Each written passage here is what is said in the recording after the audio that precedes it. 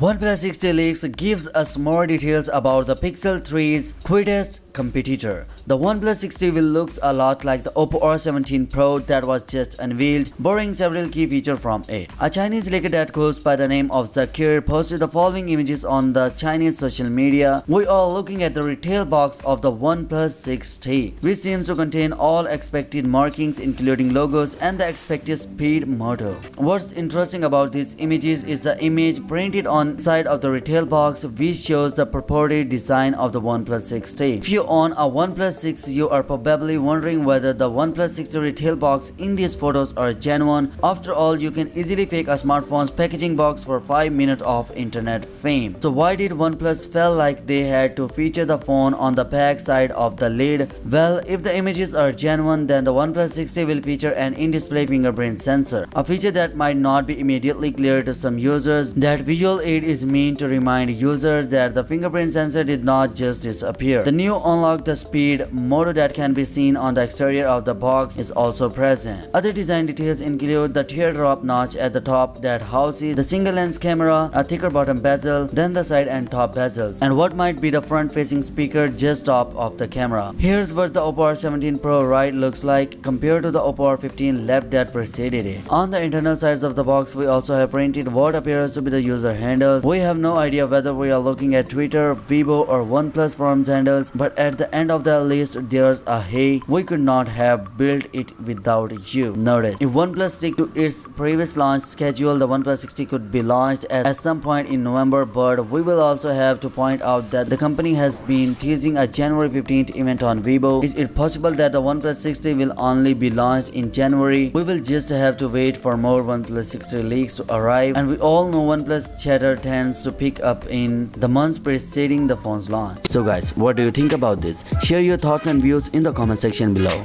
And yeah, peace.